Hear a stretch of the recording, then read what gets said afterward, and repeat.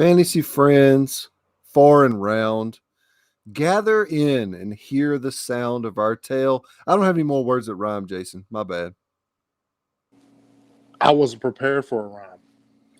That's not what I came here to do today. Obviously, nor was I. I just freeballed that. Free balled it. Freeballed I it. think you have an issue with phrases tonight. All your phrases are coming out wrong. Yeah. A lot of sexual It'd phrases be like that. a lot of sexual phrases in strange places. Listen, I told you that one phrase I said earlier. I didn't understand what I was saying. I've been watching too many TikToks. These young kids out here. Those youngins got you. So how you doing tonight, Jason? I'm living strong. What you mean? I mean, I just saw your get up there, and I thought you look like Superman. Well, see, that's my thing. I am trying to look like Superman because I'm trying to be like Superman, and I'm trying to have a mid-season revival my damn self. So you need one, I had to cop the swag. I had to pull that energy in. You know what I did? You know what I did with that energy? Highest score in my number one league this week. Not too shabby. I believe I just took your brother and just you smashed him. Said, move. It wasn't nice. You know who had the number 2 score in that league?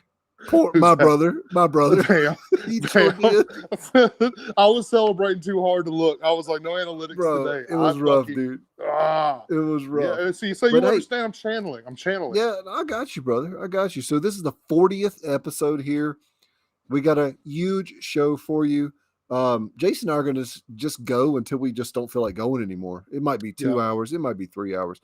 We might go well into Thanksgiving. We just don't know yet. But first things first, man.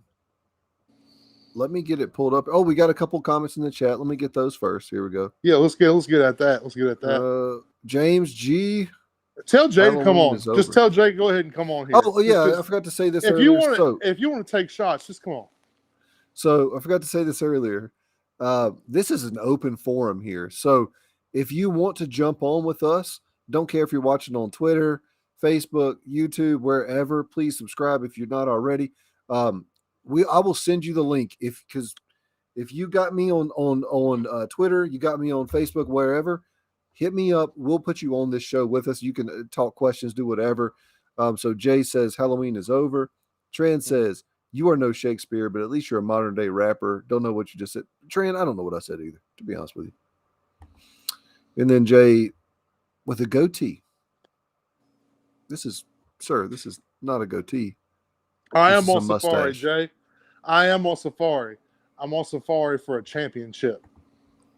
You're gonna be looking for a long time. I'm out here trying to find one. Just own the Range Rover. All right, our segment here. You talking good? By God, man, we had a lot of injuries in week 11. A lot of injuries. Like it's been rough for these guys and guys and gals. These guys out here. Michael Carter, running back for the New York Jets, high ankle sprain. Looks like 2 to 3 weeks. Jason, may I interest you in a Ty Johnson or a Tevin Coleman? One Ty Johnson, please. Okay. So what do you think? That's gut. Okay. I feel like we've seen him more recently. Maybe more recently, for whatever reason, it stood out to me. Ty Johnson had a time that he was a great waiver wire pickup. I don't remember if it was last year or the year before. It's really a blur. But I recall Ty Johnson being a guy that when I went and got him, he actually helped me out for several weeks. Last year. It was last year. Go tell me all about it. I remember it, but I don't have the numbers. I don't have the numbers in front of me, but I know he had a decent end to his season last year. Michael Carter's been pretty dang good for the past probably 4 weeks at this point. He saw over 70% of the snap share. And, I mean, he's kind of been everything that was advertised of him in the offseason. Is Ty Johnson Michael Carter? I don't think so. You may not interest me whatsoever in a Tevin Coleman. I don't need any more broken things in my life. Thank you very much. No more. We want running backs who run. Give me 1 second here. I'm going to our buddy Tran is saying he would like to get in here. So come on, baby. Jay, where you at? Jay, get in here. I think Jay might be. He's thinking about it. He's thinking about it. He's thinking about it. But so Michael Carter. So Ty Johnson is a potential. I'm sure he's out there in the majority of leagues. So I mean, he's a starting running back. Pick him Absolutely. up. Jay says Jets problems they get behind early. 100% agree. But they are apt to dump it down to their running backs. So And who's playing QB this week? Have we looked at that? I have no. All right, let's go. Hey man, dice roll. Mike White, everything changes. Dude, we represent Mike White here. I hope you're in agreement. Okay. I'm down with that. He throws it to the freaking running back. So Ty Johnson is a viable option, especially with who's on bye. Kansas City. There's a couple high-powered teams that are on bye this week. So you could do Zach Wilson is starting. Oh, I don't like that so much.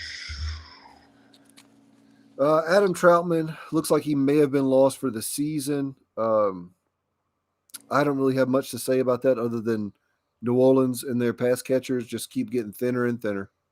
Yep. It ain't good for whoever the quarterback is. Jordan Howard, I don't have it written down here what happened to him, but he did go out. That's only good news for Miles Sanders, in my opinion. And you should have been. And honestly, if you weren't in a place that you were ready to get, part ways with Jordan Howard when Miles Sanders came off of, IR, then you're just not being realistic anyway. Agreed. 100 million%. I don't know how to say this dude's name. Elgton Jenkins? Elgton? Is that it? Elgton. I don't know. Elgton? I don't know. Whatever. Elgton the offensive Jenkins. tackle for the Green Bay Packers tore his ACL in week 11. Highest graded offensive lineman on the team, actually. Graded 8th out of 81 offensive tackles by PFF. So that hurts a lot, especially when David Bakhtiari. So he is slated to come back sooner rather than later, but we don't know an actual, is he going to be back in week 12, week 13, 14? We don't quite know that yet. Dude, playing the Rams this week. Oh, God, not this week. But Rodgers will get them on board by week 13. Week 13.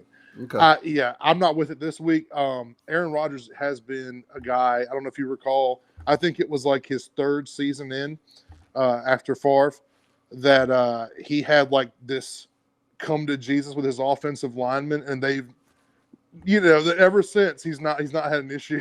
So I don't know. I think it was year 3 or year 4, but he has a way of getting the most out of those guys, and I say they turn it around a week, but you don't want LA right in your grill when that first happens. It's crazy. You talk about Von Miller, terrible, dude. That's rough. It's dude. Terrible, man. Oh, Aaron Donald. It's like playing the Titans, dude. I don't know about that, but does this mess with Rodgers or Adams for you at all in week 12 at least? No, because Aaron Rodgers loves to get it done on the run, so I'm fine. I'm fine. That's this is what makes him special, right? This is what we live. This is what we love to watch him do. Adversity, all that good stuff. And then there is a potential for Aaron Jones to return this week too. So what I've seen is basically the injury reports and everything that I read was we need to watch practices this week, which duh. But if he returns, that's even better for Rodgers, and he might have a big time because I believe it's an MCL sprain for him, right? Do you remember? I thought it was an MCL sprain. I'm pretty sure it's an MCL sprain for Aaron Jones. So when he comes back, he should come back just fine. No issues, no limitations. Should be back at his old self. That's an injury that just needs to rest for a minute. We got Jamal Agnew, wide receiver, Jacksonville Jaguars, bro. Hip injury. It looks like the same hip injury that put Ryan Fitzpatrick out. Hip something, or I don't know what. I don't know these doctor terms. But dude, he was seeing a ton of targets for this team, like a ton of targets. So it was my favorite. It was like my sweetheart off the fucking. Sorry, there's my F tonight. My good, dude. Sweetheart off the waiver wire. He was a sweetheart. Give me all off the waiver the Fs. wire. Like, yeah, dude. Can you believe that though? I mean, not a better pickup for what he was worth at the time, and to get all the targets he got. We talked about this earlier today. Just UI and Cameron. Mm-hmm. It's just not a lot of guys with consistent targets right now, especially in the slot position. That was that was something we got used to with Godwin. That was something we got used to with Tyler Boyd. We were used to these guys who were slot guys that we just knew were going to get 8 targets a game. At least, and, you're penciled in for 8 targets, man. Yeah. Cole Beasley is another one of those guys, man. He's penciled in for 6 to 8 targets every single game. Julian Edelman, if you will. If you will. So I will say this: rank these 3 guys rest of way for me. Then for the Jaguars, Marvin Jones, Laviska Shenault, Dan Arnold. Arnold has been killing it in terms of targets, at least. He's had a few good games as well. I want to believe Marvin Jones comes back. I don't know what happened there. Dude, me I've too, been man. wanting to know what happened there. But I'll put it, I'll say I think Marvin Jones comes back. I think, man, I just don't like Laviska Shenault. I'm going to put him 3rd. I've always had a problem with these gadget type players, and everybody hyped him up super hard this offseason. I bought a tiny bit into the stock, right? So I wasn't full in on let's say a Dogecoin, which probably screwed me, but I wish I had been. But yeah, exactly. But I did buy a tad in on Laviska. He's really screwed me, man. I'm looking up Darren Arnold's logs real quick. All right, so last week he saw 0 targets. Super weird. Don't understand. So I'm thinking you could just throw that shit out of there, to be honest. His 3 weeks before that, 10 targets, 7 targets, 8 targets. I will take Marvin Jones number 1 out of these 3 guys, but then give me Dan Arnold and give me Laviska Shenault. I think that's the same way you rank them as well, right? Yeah. I think that's exactly how we have to look at it. And honestly, I'll be very sad if Marvin Jones doesn't figure it out from here. Like I said, Agnew was a big pickup for me, and I was a guy who drafted Marvin Jones a lot, so this would be some redemption right here. This podcast is pretty big on Marvin Jones this offseason, for sure. All right, let's see what we got here. Tran, you agree with with our ranking of those 3 guys? Is that what you're saying? We'll find out. Keep better. Holy shit, something weird just happened. Give me a second here. I had the macro, the coding just pop up in my computer. I'm not a computer guy, so I don't know what the hell happened. Justin Fields, quarterback, Chicago Bears, hurt his ribs essentially. You hate it. You hate it. Yeah, you can't, man. That sucks so bad for Darnell Mooney especially. Even for David Montgomery, dude. Again, a guy I went hard on this year, Darnell Mooney, and here we go. It has been an exhausting year with injuries and BS.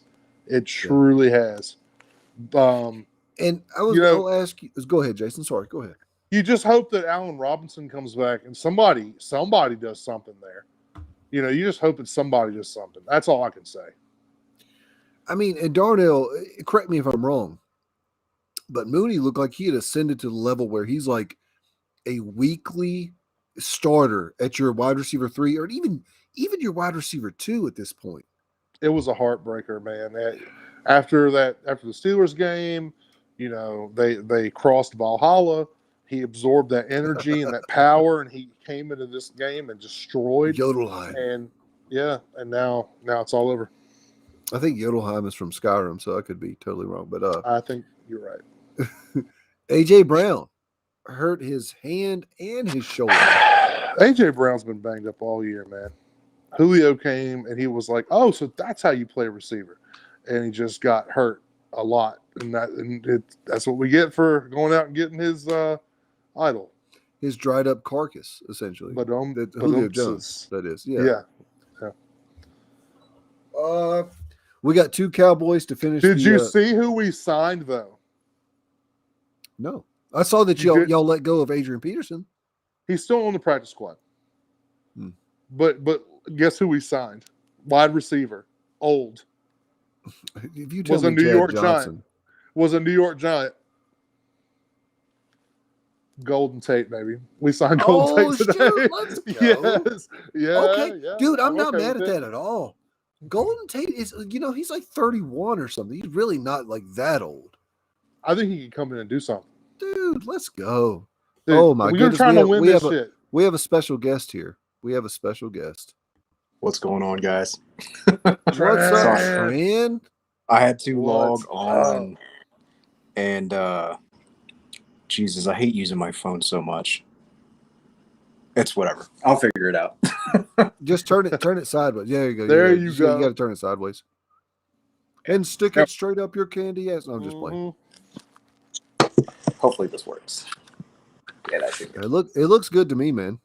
Looks Yeah, good. and I was getting the Sleeper and Google on just in case we need some extra facts, man. Oh, I love it. I love it so much. So we're just talking about just the AJ Brown situation. Like they just signed Golden Tate. Tennessee Titans did. Right. Does that move the needle for you at all? For AJ Brown?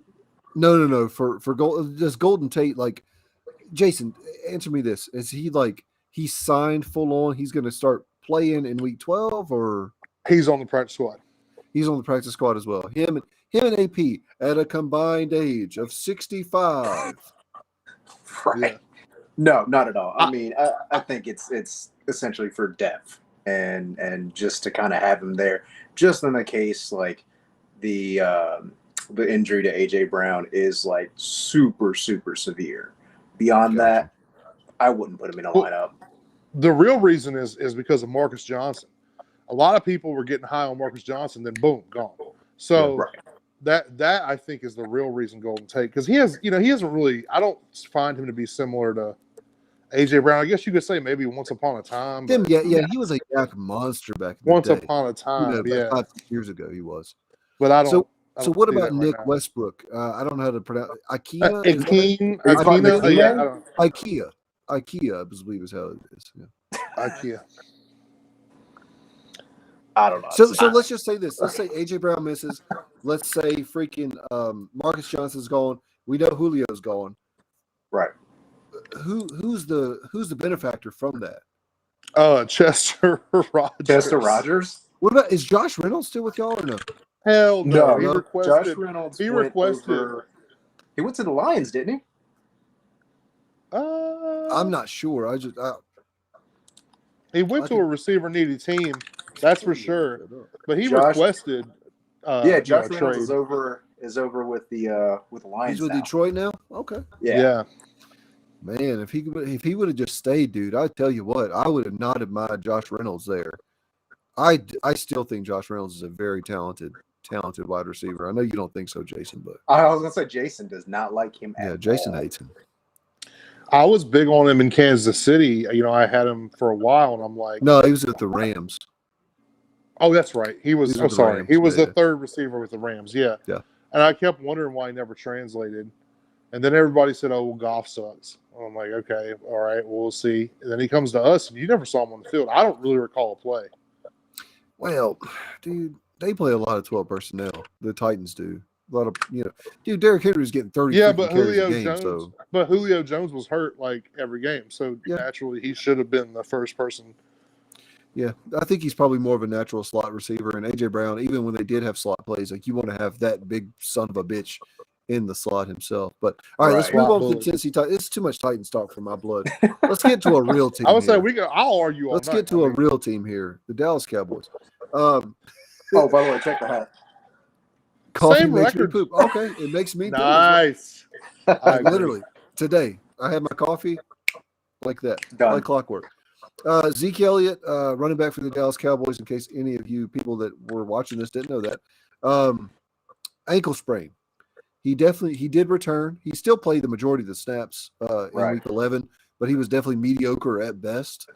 And this is what I'll say. I hope you have Pollard on your team. I hope you have Pollard, because I don't think he plays this week. I think he does. I've watched so many shows to see. I'm like, well, who does this guy? What does this guy think? Well, what does this guy think? Well, what does this guy think? And dude, everybody I see is like, nah, I think Zeke's going to play. I would say Pollard gets an uptick, but man, I'm seeing a lot of just Zeke's playing. Like I haven't seen enough doubt. I just feel like Zeke plays such, at least this year, such a pivotal role in Dallas's offense that he's really needed. And it's kind of, I kind of want to put this in the same situation with like how Jarvis Landry is constantly playing like banged up. The dude has been injured since the knee injury. I think it was like week 4. And Stefanski was just saying where he's probably just going to play through the injury probably up until the end of the year unless it gets so severe. So I feel like Elliott has probably played through enough injuries in his career that it's just going to be another one he's going to tack on there, and he's going to go through it. Probably not quite as much volume, but yeah. I mean, he's seeing, close to 70% of the snap share, like 75% of the opportunity share there as well. So I'm expecting all of that to go down. Maybe I'm speaking maybe from a selfish Cowboys like fan perspective. They're playing the Raiders. I'm not trying to overlook any team because I think the Raiders are actually a pretty good team. But if you can get away with not playing your star running back, let him have a week of rest on a 5-day turnaround. They played Sunday. They got to play again on Thursday. Eric, you don't have Amari Cooper and you don't have CeeDee Lamb. I understand that as well. So that's definitely something here. So we got our buddy Anthony in here. With under a handful of games to go before the fake postseason, it's imperative to trim the fantasy fat from my roster. His fake postseason. I see what you're Understood. Who should I drop to pick up Elijah Moore? Marvin Jones Jr. or Emmanuel Sanders? I wouldn't. Not with Zach coming back. Not with Zach coming back. Zach Wilson for him. Let me just say this though. Elijah Moore has been an absolute fantasy juggernaut to throw our other term out dynasty? Is this a dynasty league? What is this? What kind of league is this? Can you know if it's a dynasty or a redraft here? Right. And for me, if it I'm assuming this is a redraft. If it's a redraft, I wouldn't do it. Mm-mm. Dude, if it's a redraft, I'll tell you Eric's opinion. Redraft, drop Emmanuel Sanders for it. Yeah, he just said he said redraft. So if it's me, I'm dropping Emmanuel Sanders. I can approve that. This Buffalo offense has looked really weird. It's over suspect, the last 3 weeks or so, and it hurts my heart. It hurts my heart. I mean, I love Josh Allen's my favorite player in the NFL besides my Cowboys. Favorite player in the NFL this week. But dude, Elijah Moore has been nothing but a revelation. And you always see it. You always see these 1, 2, or 3 rookie wide receivers lose their shit in the second half of the season. Mm-hmm. So I would 100%. I would rather have Elijah Moore over both of these guys personally, but I would rather have Marvin Jones just because of the injury to Jamal Agnew. I would get rid of Emmanuel Sanders. Yeah. Yep. Yeah, I agree. Yeah, that's fair. Because he's always a hit or miss, and with Marvin Jones, at least he's kind of the consistent go-to for regardless of who the quarterback is there. And it does seem like Sunshine loves Marvin Jones out of all Sunshine. He does remind me of Sunshine from Dude, he is. I swear to God. He loved Agnew, and I just want to know who's going to play that position because it's not Laviska Shenault. He's not going to get it done. No, I don't think so either. Yeah, I don't think so either. So our last injury here for You Talk a Good segment, CeeDee Lamb, he's got a concussion. They've already ruled him out. He's not going to play in this Thursday night game or this Thursday, I guess, morning or afternoon. Depends on where you're at, I suppose. Game. Dalton Schultz, Tony Pollard, Cedric Wilson. Those are going to be the guys to catch balls in Dallas. You better believe Dalton Schultz is wrecking shit this week. If you don't have him, and he is out there in a lot of leagues, if you don't have Dalton Schultz, go get him right now. Stop listening to me and go get him right now. Well, just wait till you're done with the podcast, and then you can go get him. It's fine. Let me tell you, I literally have been trying to offer up Dalton Schultz as a good flex to some of the guys in Dynasty Noobs, and not one of them is biting on it.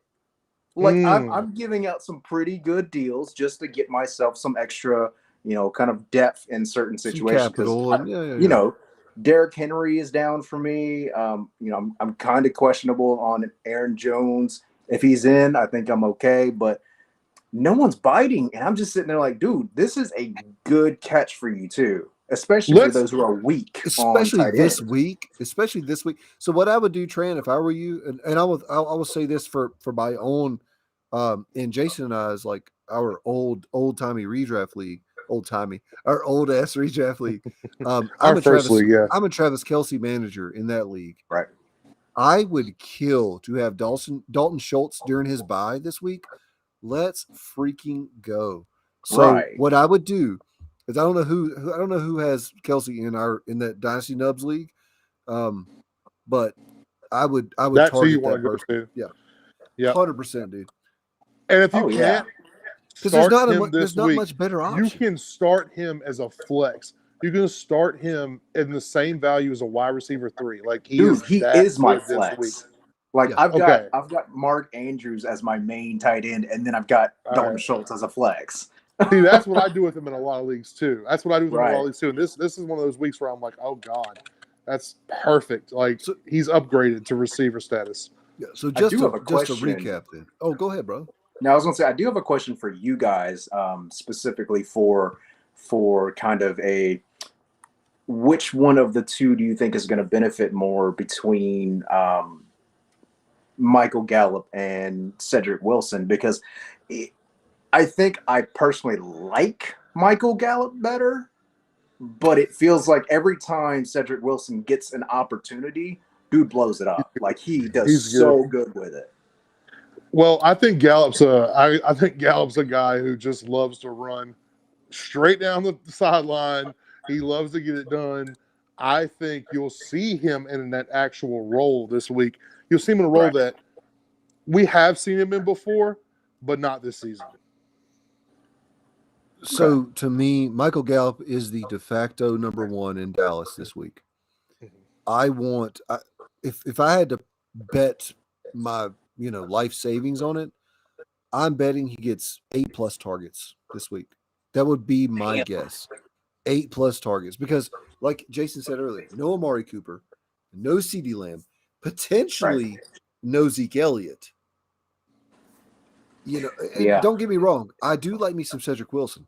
I think Cedric Wilson, especially in DFS, is going to be a great value. He might be like the free square, if you will, in DFS. Yeah, because he'll probably be about $4,000 would be my guess on DraftKings. But if you're telling me who scores the most fantasy points, Michael Gallup all day long. Yeah. Well, Cam's lucky for himself then. Yeah, he is.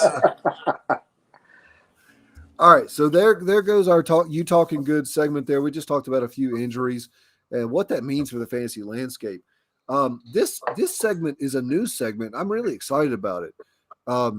Basically, I called it the state of affairs, but really I think the real name is going to be Contender or Pretender.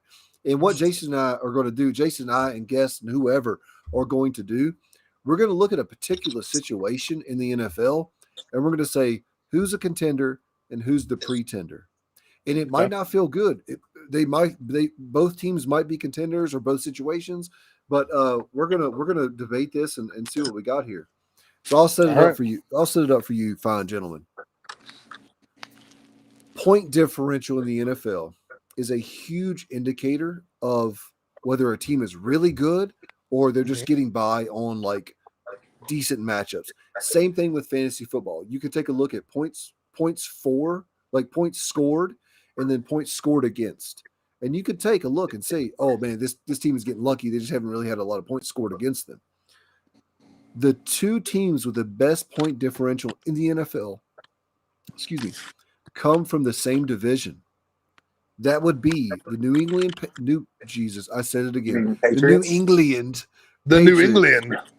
at 7-4. Their point differential is 123, and the Buffalo Bills at 6-4.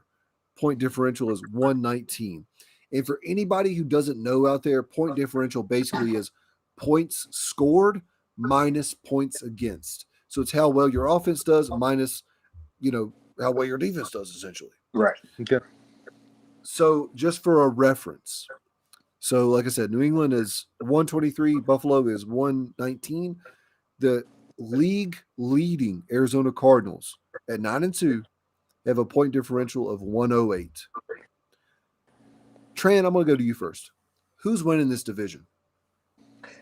Between, are you talking about the division with the between Cardinals?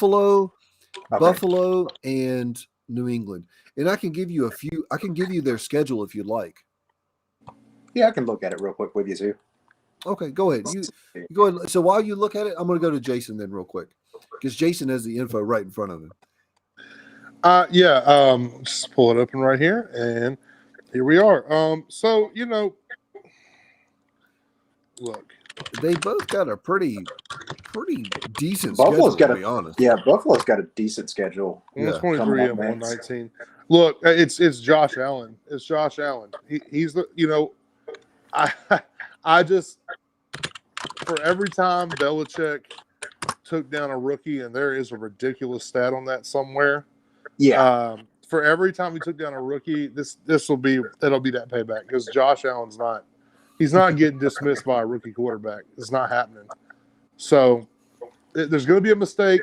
Look, football. People don't realize football is a game of 2 or 3 plays. It really comes down to 2 or 3 plays, and I want Josh Allen in that equation. So, I think I'll go with the Bills too. I mean, the Patriots have the Bills twice before this whole season ends, and despite his last few troubles with the Jaguars and the Colts are just surging at the right time with freaking JT. God, that is. Do you need LT? Too bad we say LT. I still hate you. But, too bad we swept them first. Oh, shut up! But to be them. The Bills. I think the Bills have a far more manageable schedule. I mean, the Saints are heading in the wrong direction. Even though they're still playing pretty well, but I think they're just headed in the wrong direction.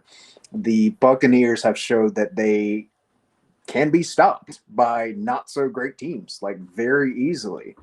And I mean, they've got the Panthers, the Falcons, and the Jets for 3 of the week. So I think the depth of the schedule is a whole lot more beneficial for the Bills. And I think that Josh Allen, God, for as much as I called him Trash Allen for a long time, he is going to be able to adapt to his losses. I think he's got the better overall team, despite, Jacoby Myers and all them playing a little bit better than they have through the whole season.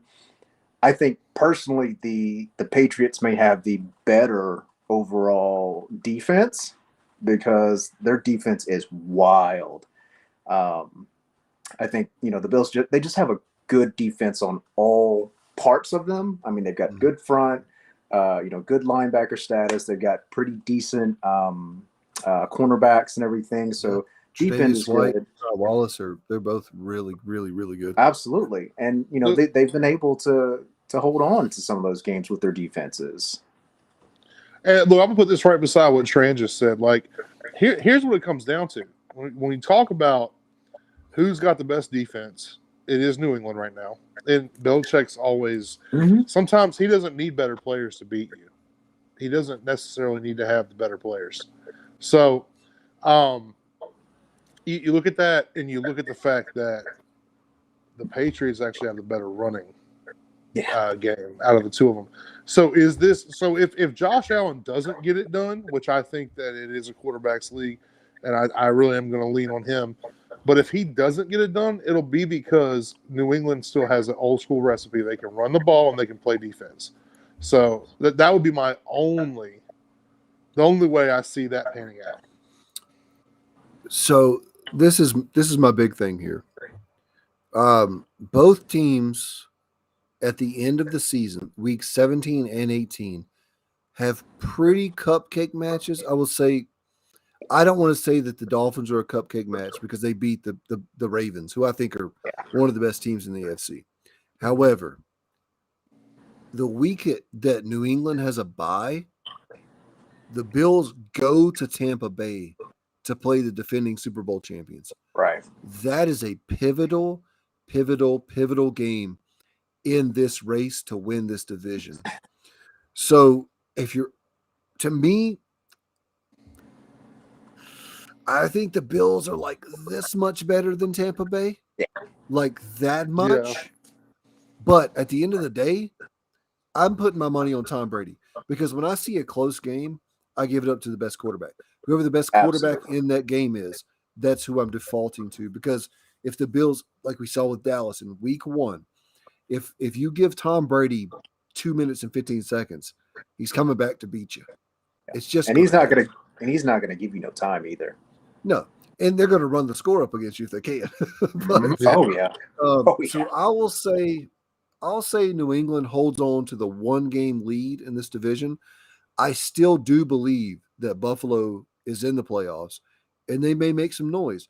And we actually have a little segment later. What I did was I used the ESPN playoff machine, and I projected the rest of the games through week 12 on to week 18. And we have a whole playoff scenario laid out.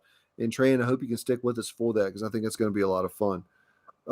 Dude, I have 11 days. No, I have like 13 days off after Thanksgiving. Let's go. Oh my God. Oh yeah, God. Who is this guy? Cam Hall. Damn, the Jesus. Bucks are going to win again. He can make comments, but he can't be in the show. All right. I know. Yep. We don't respect that. No. Not here. Not today. Not today, mother trucker. So that was Contender or Pretender. I really, really enjoyed that segment. I think we'll be able to get some decent decent football talk out of that stuff there. The problem with both those teams is there's not a lot of fantasy to go around. You know what I mean? You got Damian Harris, Josh Allen, Stephon Diggs, and everybody else is like. One thing I've been proud of Dawson Knox because that was a guy we talked about in the offseason. That was a guy that we gave like a Hail Mary. He could translate. And I was going to say, Tran was on that too. And Tran was on that too. Well, not necessarily on the show, but Tran was on that in our league chat. So. Oh, I picked him up, man. I picked him up as soon as I possibly could. As soon as I started seeing how often Allen was throwing to him, not only towards the end zone, but when he did throw to the limited times, dude was just producing. Oh my God, it was beautiful.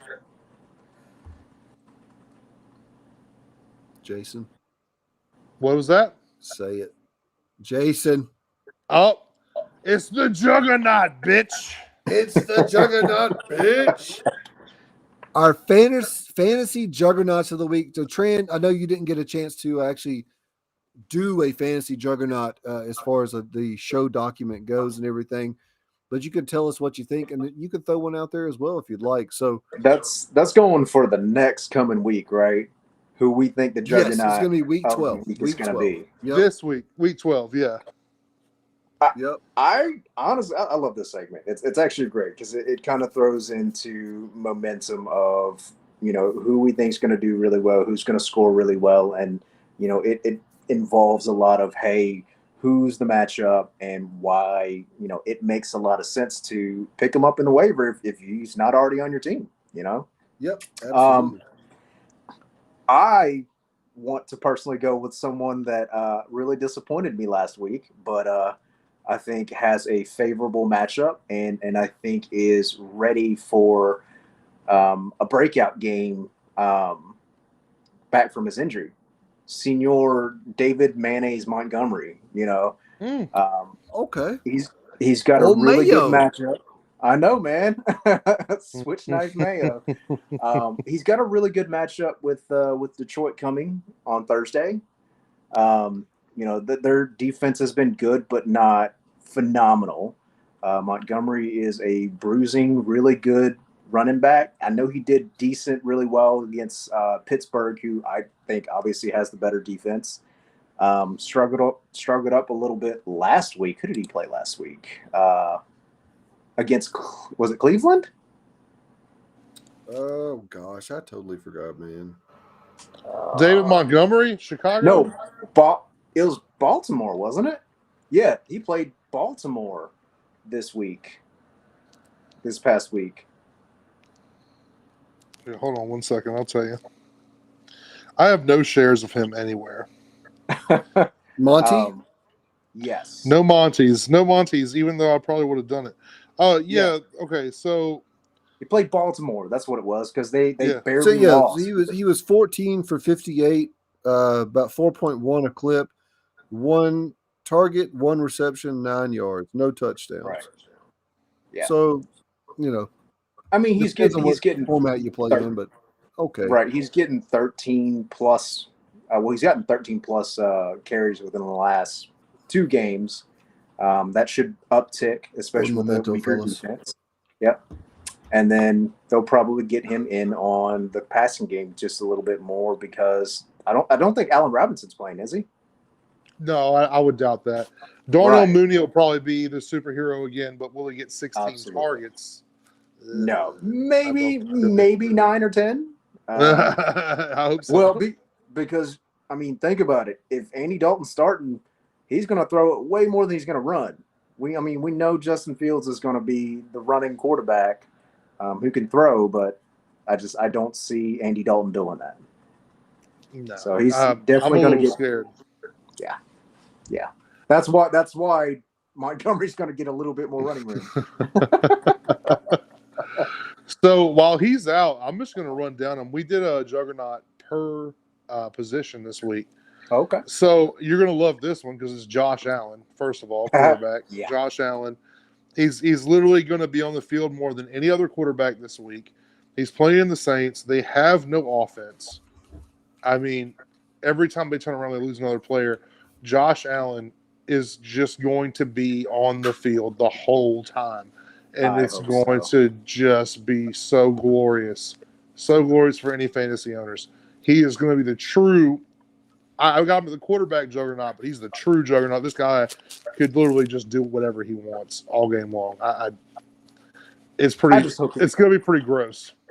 I hope he explodes so then I can explode and beat the hell out of Burnham. I appreciate – yeah, we'd all appreciate that. Yeah. Eric, who's your quarterback? Please. My juggernaut of the week with quarterback is going to be Russell Wilson, quarterback for the Seattle Seahawks. He's a QB 10 right now in Fantasy Pros expert consensus rankings. Listen, they're playing Washington. If there's a team to get right against, to look like your old self against, it's the Washington freaking by God football team. Yeah. Dead last on the season in points given up to opposing quarterbacks and 22nd over the last 4 weeks. No Chase Young, no Montez Sweat. I believe Montez Sweat will be back in week 13 from a broken jaw. That should allow Wilson more time. I don't know. This freaking offensive line is terrible. But that should allow him more time to look down the field for DK, for Tyler, for Gerald Everett, for these guys that are really, really good at creating after the – or actually, not necessarily creating after the catch, but DK is really good just being huge and really fast and running down the field on the sideline and catching freaking bombs. Those teardrop passes from Russell Wilson. So I love him this week. I think this is his bounce back week. I'm good with that. On to wide receiver. Jason, who you got for us? This week, I'm loving DJ Moore. All right. Wicka. This is Cam's, Mr. Newton's. This is his 3rd week back, right? So, didn't play quarterback, week 1. Played quarterback week 2. He took a L. Okay. But here's what I observed. This guy averaged 10 yards per carry on 5 catches. So he had 50 yards, right? 7 targets. But my man's is getting to play this Miami, who gives up the 2nd most points to receivers. So Cam Newton got a taste of blood. He had taken an L. Ace it. Here we go. We're going to a bullshit defense. I love DJ Moore this week. Second, like I said, they give up the 2nd most points to receivers. Dude, even Robbie Anderson was getting lit up. Like nobody saw that coming. I think it's time to cash in on these players. I'm not opposed to that whatsoever. No. I mean, as far as a passer goes, I didn't get to watch the Carolina a lot. I don't know. I can't talk today. I didn't get to watch a lot of the Carolina game this past week. But as far as fantasy goes, Cam looked really good. Yep. Not our Cam, but Cam Newton looked really good.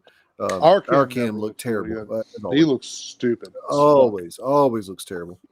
But yeah, dude, I like DJ Moore's touchdown and his potential a lot better with Cam Newton than I do with Sam Darnold.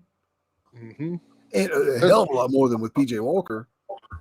Like, thank God. And what's Miami got on the other side? I mean, Carolina has a good defense. You know what's crazy, man? Why is Carolina so bad? You have Xavier Howard and Byron Jones as your corners. You mean Miami? Why is Miami so Miami. bad? Who did I say? Carolina. You said Carolina. No, Carolina's fucking amazing. Yeah. My bad. There's my one F word for the night. But why is Miami? So bad? I don't know what it is either, man. It doesn't make sense. The talent that they have around, like the talent they have at every position on that team, and the coach, except for linebacker. And yeah, the coach is freaking great. I love me some Brian Flores. I don't know what's going on with them, man, but you know, every team starts and stops with a quarterback, and we'll see. I mean, I've never wanted to like. I've never wanted to like Tua. I don't know. Hey, they need somebody to practice against. They need somebody good to practice against. That's the problem. The problem is they practice against this dirt rotten garbage ass quarterback every week. Yes, I can blame him. Look, I just found a way. Correlation. You need medication. That's what you. No, they practice against his left-handedness, and then they go out there and they're like, "Whoa, why is everything backwards?" And it's because he's a lefty, and they're just no good at quarterback. Don't believe that at all. My wide receiver juggernaut of the week is Brandon Ayuk. Ew. Wide receiver, San Francisco 49ers. Wide receiver 32, according to the experts. Let me say this much. Fantasy wide receivers have averaged the third most points against Minnesota this season. Mm-hmm. They are the worst by 2.13 fantasy points per game over the last 4 weeks against wide receivers. Mm-hmm. That's pretty bad, man. That's pretty bad. Ayuk has actually outsnapped Deebo Samuel in each of the last 4 weeks. So that snap count at the beginning of the season that I told everybody not to freaking worry about. Eric was right again, but I'm not going to say that, but whatever. 7 targets, 7 receptions, 85 yards, and 1 touchdown. That was his receiving line last week. Dude just gets it done. And Jimmy Garoppolo, by the way, has been really good over the last 3 weeks. Yes, oh my God, yes. Let me tell you, I'll just say this team is figuring it out. They have a full complement of weapons at this point. George Kittle, Deebo Samuel, Brandon Ayuk. Ayuk is the third man in that pecking order, but that also means he's the guy that gets the third worst coverage, if you will. So let's go, Brandon Ayuk against Minnesota. This ought to be a high-scoring game. Did you just let's go, Brandon? Did you really just do that? Let's go, Brandon. You just let's go, Brandon. All right. Do you see me? Do you see this? You know I'm a let's go, Brandon. Beer. I see beer. But all right. Running back time. As soon as I said that, we lost a viewer. Hold on. Tran, you're gonna like this one. Oh my God, Najee Harris. Oh my God, this week, Najee Harris. So in the beginning of the season, we were really big on Cincinnati. And we were talking about how great that run defense was. And then we're talking about how great the run defense was. And now they're giving up 21 points to running backs a week. So now it's the Najee Harris party this week. I would say this is going to be one of those weeks where people are like, oh shit, you know, he's arrived. I'm ready to see him do anything, any and everything. Oh yeah. Jables, what's up, dude? How are you doing? I'm phenomenal. I just did Hear me okay? The happy. I saw that. Like the Indian man dance. You say you know what I'm talking about, Trey? Yeah, that little thing. Yeah. Dude, we're so happy to have you on, Jay. We're talking about running back Juggernauts for week 12. You got anybody for us off the top of your head?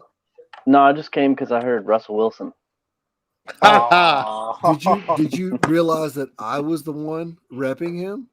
You know what? And I would actually probably come back at you and say Dak is going to have a really good week this week. Even without Amari Cooper and CeeDee Lamb?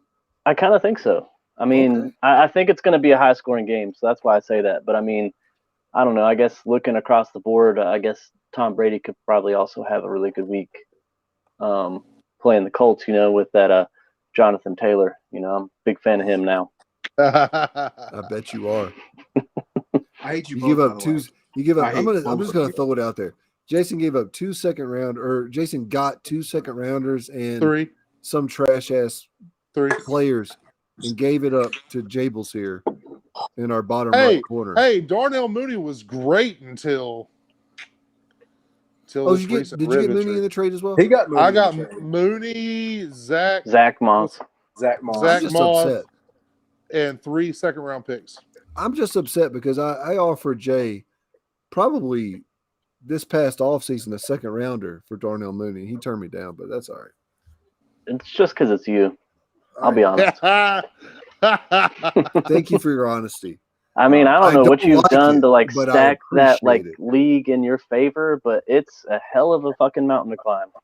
Listen, I'm I'm in telling debt. you. I'm in debt up to my eyeballs. That's what's happened. No, He would have struggled so much, and I keep reiterating this. He would have struggled so much more had Cam just not fucking. I mean, excuse my F, but given him TB12, like that was the literal icing on top of his entire team. You and give a he man was Tyler just Boyd in the second round pick. Tom Brady is the only appropriate thing to give back. Well, let me tell you, I actually had Tom Brady before Cam, and Eric did the same thing trying to trade me Tom Brady, and just because it was Eric, I said no. But there, I sent him over to Cam. Look at what Cam did. What's going on? It's because he's my best friend, okay? And he was And like, guess what? dude, Jason Mitchell will trade you Darnell Mooney right now. Yeah, I'll do it right now. What do you want for him? Everything. No, we'll talk. Okay, we'll talk offline. We'll talk. Let me tell you this. I will say this, and then we'll get back to the actual regular scheduled programming here. Freaking Cam told me the other day he wanted to make a trade with me for something. I forget what it was. He goes, "Throw me a bone here. I traded you Tom Brady." I was like, "Fuck you, dude. It was your own stupid fault." That sounds like Cam. Yep. All right. But this is what I will say. But he did. Well, they always end up in his mouth. This is what I'll say though. Nobody envisioned to be Tom Brady as like the quarterback 5 over the years. I expected maybe quarterback 10 because he's played consistently good, but not. I think he was on top of the league for 3 weeks. Oh, for sure. Yeah, he's still got to be close in yardage. Honestly, if you take 2 games away, the guy throws 4 touchdowns a game. Right. It's stupid. It's stupid. Oh, by the way, let me tell you what Cam sent to me the other day. He wanted my Michael Pittman, who is a wide receiver, 10, 11? He's a stud this year. Yeah. He wanted to give me a second-round pick and Tim Patrick. Oh, I rejected that within 2 seconds. I was like, dude, stop sending me shit trades. I mean, I'd be willing to, to wheel and deal with you, but that is a shit trade. And then Michael Pittman goes out and scores 40 points, 50 points a turn. Sounds like somebody else that just got traded. It didn't happen against me though. My only defense is I beat you by 2 points. Oh yeah, I know. That's my only defense. That's all that matters, right? I mean, I climbed over you, I inched over you. It was I was upset. I bet you were. I bet you were.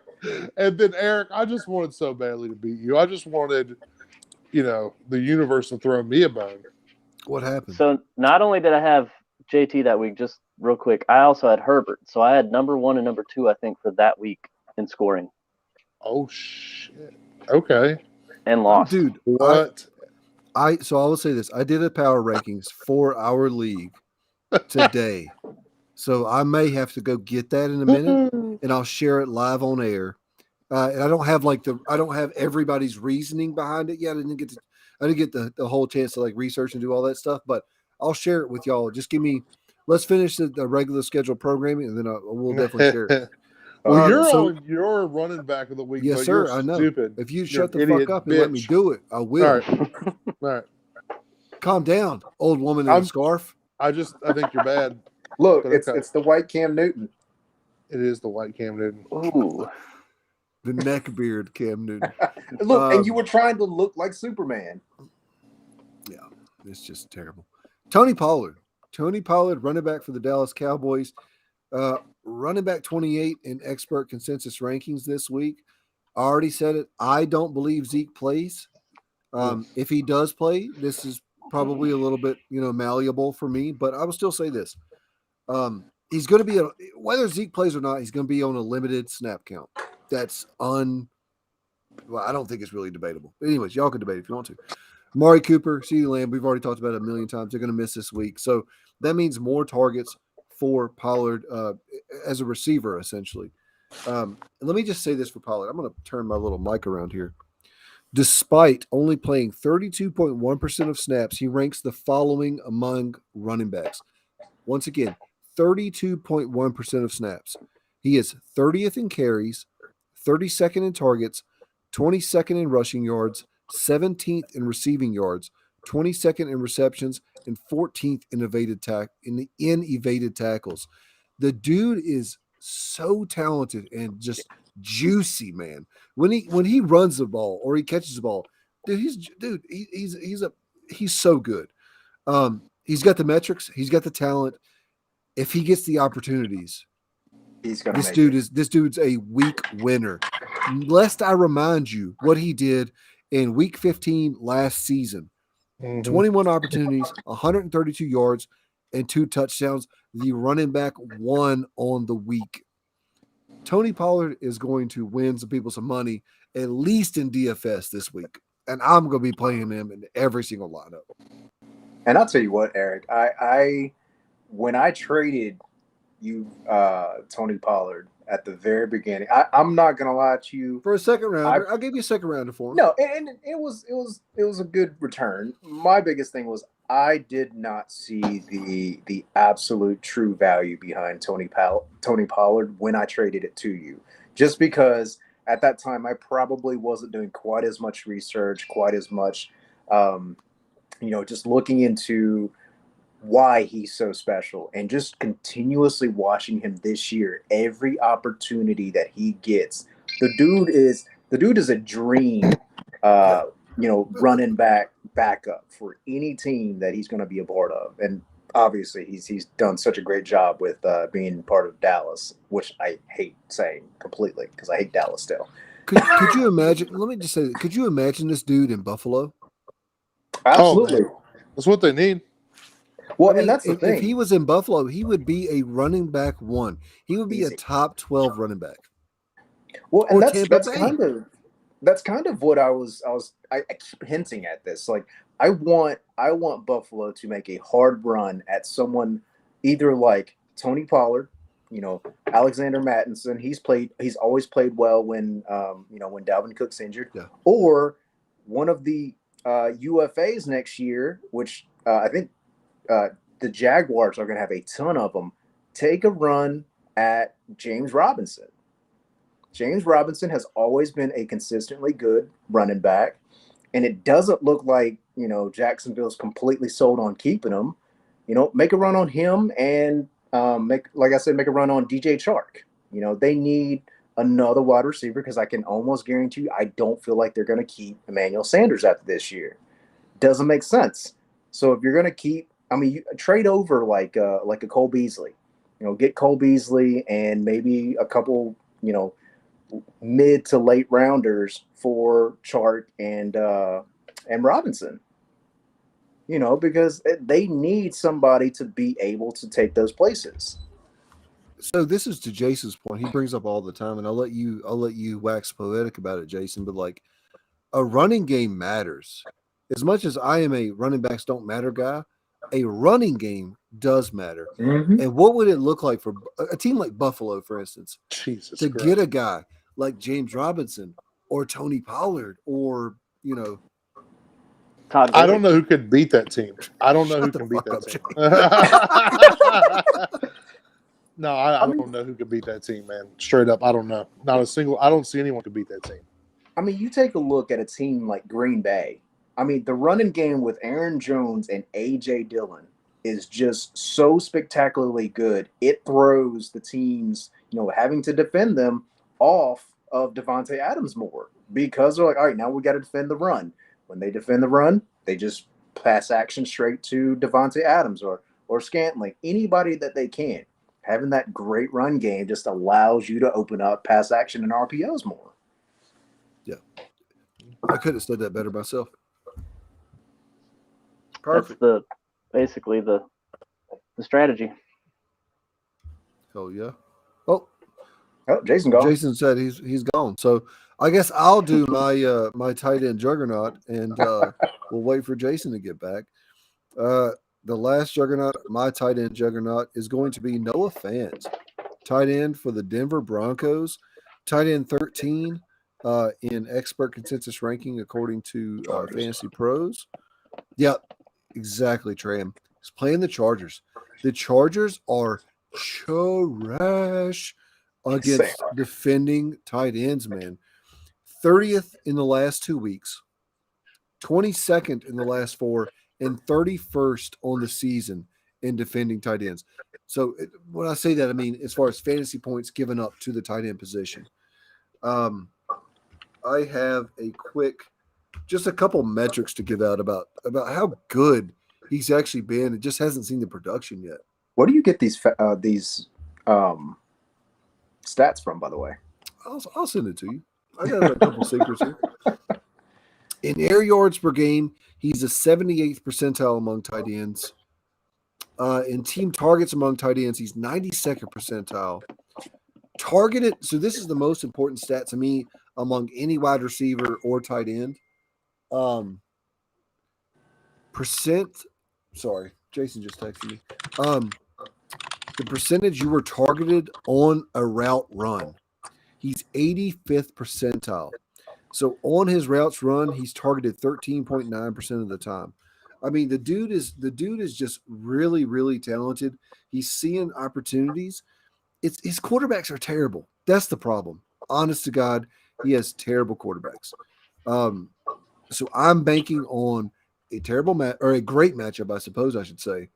And then I'm hoping that freaking Teddy Bridgewater can just get him the ball a couple times. That's all we need. Right. Well, since Jason hasn't gotten back, I'll give you one. Let's get it. I'm going to go with Dallas Goedert against the Giants. Okay. Even though I don't like Jalen Hurts because he is a running back that acts as a quarterback, the dude steals so many touchdowns when I feel like he could get it to his receivers and or tight ends. But, if you look at the stats behind the Giants defenses, every single time that the Giants have gone up against a halfway decent or a really good tight end, they get a minimum of anywhere from like 60 to about 80 yards plus at least a touchdown. Because when they played against the Broncos, 85 yards, 1 TD.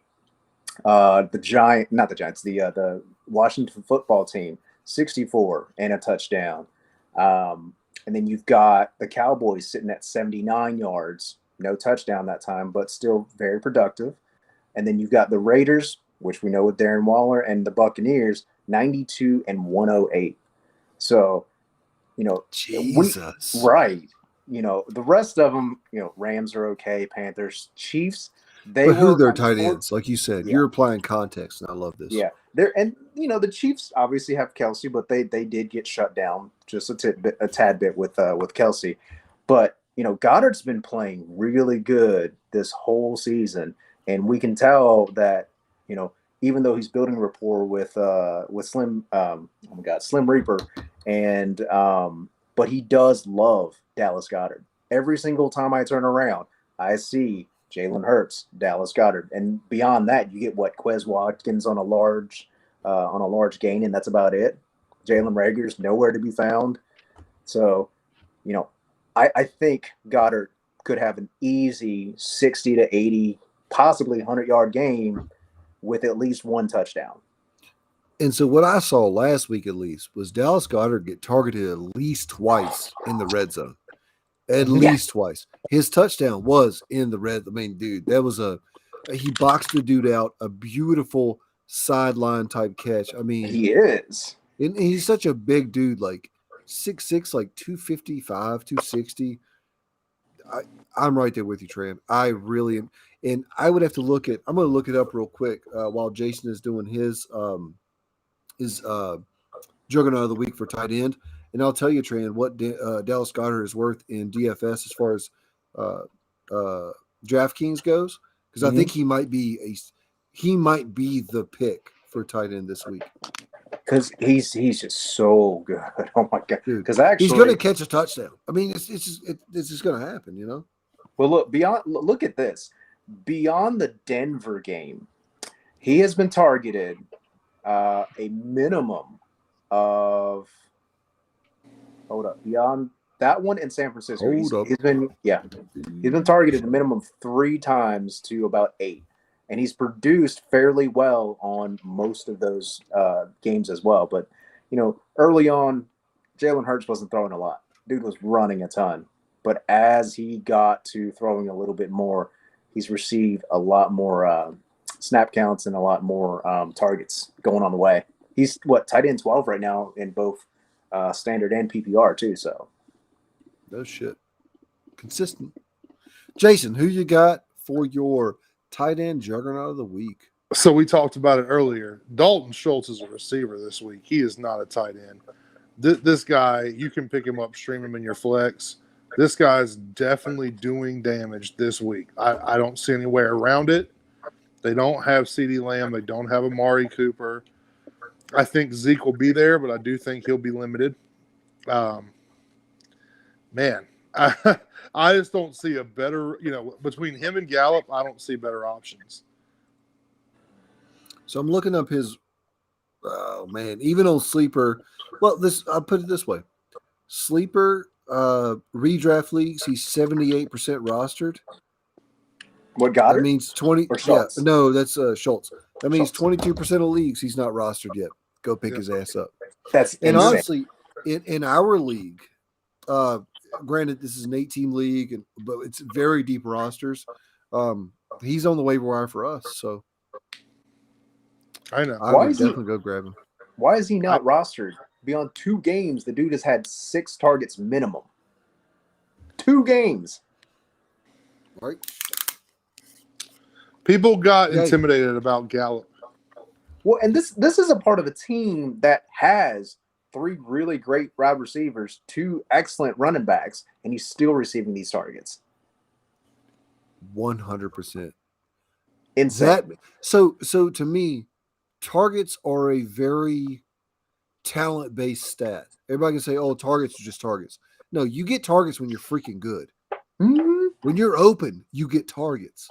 So that's a maybe very except Odell. Well, yeah.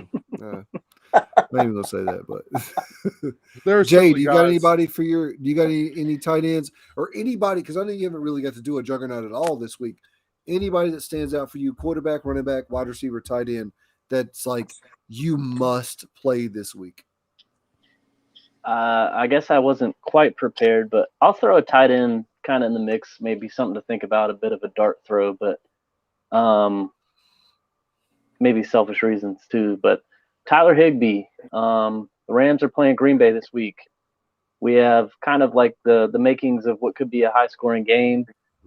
Green Bay is decent against the pass. So I think, they could potentially take away some of these receivers, and we're working with people, maybe a couple of question marks in there. I don't know what's going on with Lazard or whatnot week to week with him. And you really got, one guy. Well, they got one guy too. His name's Jalen Ramsey. You might shut him down, but we'll see. So if he's not open, they might have to check down, whether that be a running back or a tight end. I don't know, but Tyler Higbee could have a good week this week. I like that. I like it too. The Packers are middle of the pack in terms of fantasy points given up to tight ends. They're 17th. So, we'll see what happens because, yeah, I'm okay with that actually. Really. I like it. Because I think this Rams offense has to get back on track at some point. These past 2 weeks have been really, really, really weird. Suspect. Right? Like Matt Stafford is like channeling some Detroit Matt Stafford going on. Like, let me throw 2 picks like super early in the game. Yeah, it's just middle of the season. There's tape out there, Yeah. Yeah, I reckon. But man, come on. All right. Let's get to some Turkey Day prop bets. We are obviously not sponsored by anybody because we're not. This is an amateur podcast. No, I'll just play. Turkey Day prop bets, aka for our boy Cam, Teenage Ninja football bets. So we got 3 games going on Thursday during Thanksgiving. The first one here, so I highlighted like the most. Actually, you know what I did? I went and I saw shit that looked interesting to me. So the Bears at the Lions on Thursday. This is the morning game. David Montgomery over under 98.5 rushing plus receiving yards. Let me give y'all some backstory first, and then I'm gonna get everybody's opinion on this. He's hit the over on 98.5 rushing plus receiving yards in 2 out of 6 games, although he went 106 for 2 rushing touchdowns against Detroit in week 4. That's pretty good. Detroit gives up 140.5 rushing yards per game. Jesus Christ. What y'all think? No. David Montgomery Under. training. If you didn't hear, David Montgomery over or under 98.5 rushing plus receiving yards. Plus receiving yards? So we're saying he's going to do 98 rushing and then you add rushing or just so scrimmage? It doesn't matter as long as it's scrimmage yards. Okay. I'll say he does over. Like I said, it just Detroit's defense, although young, they're just questionable. They give up a lot of yards. I mean, they're constantly playing. Detroit's constantly playing catch up most of the games, anyways. So you don't have to play catch up if you are stopping their teams. Mm-hmm. So if you're stopping the teams, they love to throw to David Montgomery, and when he does get the ball, he usually produces pretty well. Even though he's only done it, not too often this year, but he hasn't been playing that many this year in general. Because I mean, he's got under from Jay. Yes. Yeah, I'll just go under. I mean, you're saying week 4. I'm kind of looking at it too. They didn't throw him the ball in week 4, and I'm not saying anything week 4 is right. indicative of what's going to happen this go round. But he barely went over that on 23 rushes last time. Right. Yeah. 106 yards on 23 rushes. So I don't know. You play team twice every year. There's some back and forth there a little bit. Even if your team's terrible. Okay, so we got under from Jay, over from Tran, Jason. I'm going under. Cam. What do you think? I'm going under. I think that they're going to. I think they're going to load the box, and he's going to have a miserable day while they challenge Andy Dalton to do anything. Okay, so I'm going over. I think the game plan is going to dictate because there is Andy Dalton there. Probably no Allen Robinson. They're going to run the ball. Detroit gives up, like I said, 140.5 rushing yards per game. Yeah. No one else is getting those rushing yards. Maybe Khalil Herbert sees 6 carries, something like that. But I could see a 22 and 120 yard line for David Montgomery this game. I mean, that's against a bunch of balanced offenses. Like, who has Detroit played? Dude, I'm not looking that up right now, but I'm just saying this is over. This is a 10-game sample size at this point. Like that's too much to say that that was just a 1 or 2 off type thing. I don't think there's that many teams in the NFL that are just void of quarterback. Completely void. Completely void of quarterback. I told you in the offseason, we argued about it. We came into the beginning of the regular season. We argued about it. Andy Dalton is absolute garbage, trash at quarterback. And you need to be able to do more than one thing. But against a team that gives up the most rushing yards per game of any other team. But if they only have to prepare to do one thing, I mean, I wouldn't even care. They're gonna load the box with eight players every single time. not every single time, but I think their defensive coordinator will be pretty in tune. Who is their DC? Okay. Is it Dan Campbell? No, Dan Campbell's a tight end. So he doesn't call the offensive plays either, but okay, so anyways, we have 2 overs, 2 unders. I'm going to write this down actually because I think it's incredibly interesting because I like to win. So, Tran, you're over? Yep.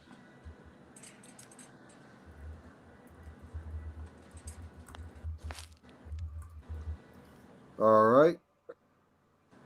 All right, so I think this next one is going to be pretty cool here. DeAndre Swift, over or under, this is the same thing, combined rushing and receiving yards, 97.5. And I'll give you all a little backstory. He's hit the over in 6 out of 10 games, so 60% of the time he's hit the over.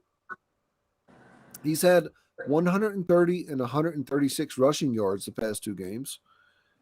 Chicago gives up 122.8 rushing yards per game. What you got? Jamal Williams is back as well. Wait, is this rushing and pass catching? Yes, sir. Yes, full scrimmage yards. All right. And how much was it? 96.5, I believe. Let me take a quick look. 97.5, my bad. Yeah, I'll take that. 97. The over. I'll take the over. Yeah. I think I'll go with over too. I think, yeah, honestly, beyond the Ravens and who was it? The Ravens.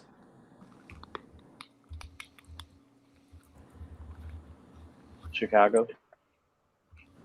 Well, I'm looking at how many teams have scored on Chicago and by how much. Because it seems like they're always playing catch up, but maybe not. Their defense is Chicago's defense has been okay.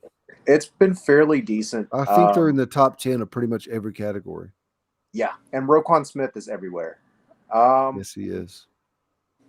He's a fast mamma jamma. He is. You know what? I think I might actually change that. I think I'm going to go with an under.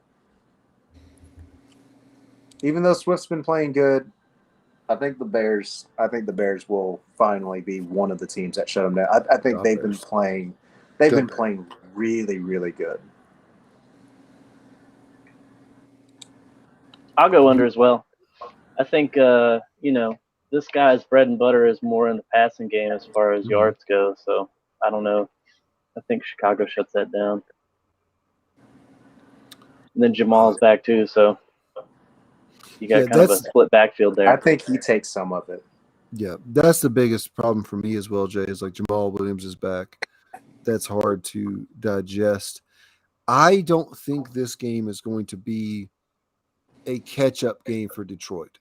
I don't think that the game script gets out there where Detroit gets up by 2 or 3 touchdowns and we have to get all of these passes to DeAndre Swift. So I'm going to go under as well. So who went over? Was it just you, Jason? Wishful thinking. No worries, man. No, I'm just trying to keep a record of it. And this could be a game where, because they don't count on DeAndre Swift quite so much, you could have a really good game for TJ Hawkinson. TJ Hawkinson. Lord, nice transition. Nice transition. Beautiful transition. Yes. Because our next player for this game, TJ Hawkinson, over or under 43.5 receiving yards. Over. Easy. This seems like a smash This is play his to game. me. Yeah. And you know the wild thing is the odds are minus 115 in both ways. I would be willing to throw $20 on the over. Like, Big spender. no problem. I No, I don't know, have right? $20 to really throw anybody. Dude, my shit has been terrible. So obviously, if anybody doesn't know me is listening, if you're just like a random person, please don't take my advice because I am terrible at betting. But You're supposed to do that whole spiel, right? This is not advice. Like, yeah, this is not advice. This if you is have a just gambling our problem, opinions. please contact. In somebody. Indiana, it's 823. Blah, blah, blah. Yeah. I'll say this about TJ. He's hit the over on this in 7 out of 10 games, so 70% of the time. The Bears are 21st in fantasy points given up to tight ends. This seems like a perfect marriage to me. Yeah. Dude, he's got to go over on this. Are we all four? We all four are good with that? Okay. Yeah. Even though looking at some of these stats, it kind of looks a little bit scary because it doesn't look like anyone has gone over 45 yards on the Bears, tight end wise, except for the Rams and the Ravens. Everybody else is below 45. But I still believe it's but just over. remember, Hawkinson is like Gronk sized. Like a lot of people forget that he is actually kind of Dude freakish. is large. And I just think that Hawkinson legitimately is a top 5 talent, tight He's end wise, He's in the stud. NFL. So, When them legs are healthy, that dude can do crazy shit. He's got little baby bitch hair, but you know, yeah, he does. Looks weird as shit. He does. All right, Raiders at Cowboys. Jesus Christ! Well, I think we covered this one a lot of times. Yeah. So let's dive right into it. I mean, we got. Let's see here. Dak Prescott over or under 274.5 passing yards. Who are they playing again? Raiders. The Raiders. Las Vegas gives up 220 a game. I'll go with over. Dak is he's bound to have a big game, and he's got the talent to do so. And the Raiders they get actually. Let me see how many points has the Raiders been giving up a lot recently. Well, I can tell you the bottom 3 to tight ends. So, yeah, they're terrible against tight end. Yeah, dude. The Raiders have given up plus 20 in most of their games. Beyond, let's see, you've got maybe the. So I'm not interested until you give up 28 or more per game, because it's standard, dude. It's standard is 24, in my opinion, for 2020 football or 2021, I should say football. You give up 24. If you give up less than 24, you're a great fucking team or great defense. Give up more than 24, you're kind of like in the middle. You give up more than 30, you're trash. You know, because they've been playing okay. You know, they've been playing okay. I'm saying Dak's going slightly over. Slightly. I think 275 is right on the money. Mm-hmm. I'm saying he's going slightly over. He's going to fall over. I'm going under. If the Cowboys win this game, it's going to be on the back of their running backs.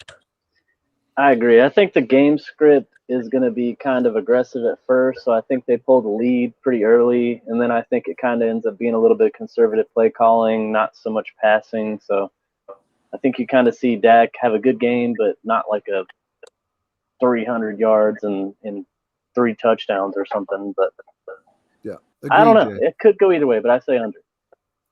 So we got Jason and Tran over. All right, excellent. Who we got next, Jason? We got Dalton Schultz over under 49.5 yards. Oh, yeah. I'm going way with you. Let's go to the moon, baby. Yeah. I'm Let's with you go guys. to So the moon. I don't All know. right, so everybody, all right.